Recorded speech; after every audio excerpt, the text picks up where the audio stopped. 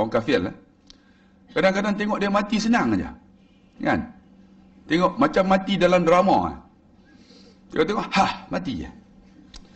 A'udzu billahi minasyaitonir rajim.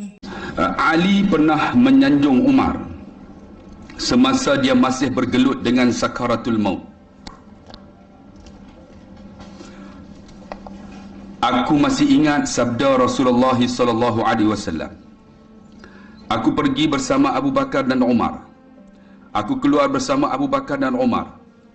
Semoga Allah menghimpunkan kamu, wahai Umar, bersama kedua sahabatmu, Rasulullah dan Abu Bakar.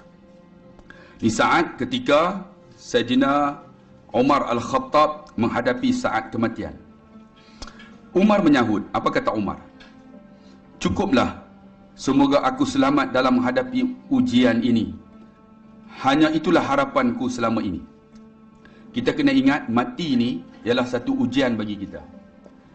Tuan-tuan, kita kena faham. Kita lihat banyak di kalangan kita ni cuba tidak memahami yang dikatakan kematian. Kerana apa? Kerana kita tengok orang yang kufur kepada perintah Allah, orang kafir lah. Kadang-kadang tengok dia mati senang aja. Kan? Tengok macam mati dalam drama. Tengok, mati je. Sedangkan dia masa hidup, dia kufur kepada perintah Allah. Kita kena faham, ibu-ibu, kakak-kakak, abang yang dikasihi rahmati Allah. Orang yang masa hidup dia ni, dia kufur kepada perintah Allah. Takkan dia buat benda yang tak elok semua. Masa hidup dia dia dah bantu orang, pernah dia sedekah. Kan? Orang kafir pernah sedekah. Tuan-tuan tahu Bongsiu yang Honda kan, dia banyak bantu sekolah-sekolah. Bongsiu dia kira buat benda baik. Bila buat benda baik, dalam kitab kata, orang yang kufur ini Allah akan mudahkan matinya. Mudah mati. Sebab apa tuan-tuan? Bila mudah mati, bila dia berada di alam barzah, di padang mahsyar nanti, dia bertemu dengan Allah, dia tak boleh argue dengan Allah. Ya Allah, aku pernah sedekah, aku pernah juga bantu orang, aku pernah buat benda baik. Ketika dia mati tu Allah bagi mudah, maka dia tak boleh argue dah. Allah kata, aku mudahkan kamu ketika mati kamu. Jadi habis.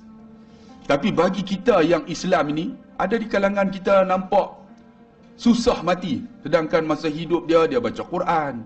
Masa hidup dia banyak sedekah, dia berpuasa sunat, dia buat benda-benda sunat. Tapi nak mati nampak susah.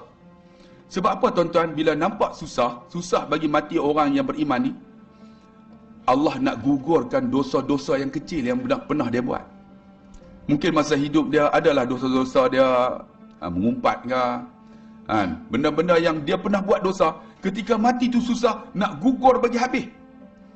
Jadi di hadapan Allah esok terus masuk syurga. Tu beza dia tuan-tuan. Sebab itu tuan-tuan, disebut di sini oleh Sayyidina Umar, mati itu sebagai ujian bagi dia. Ujian macam mana? Ujian untuk mudahkan nak masuk syurga Allah Subhanahu Wa Taala.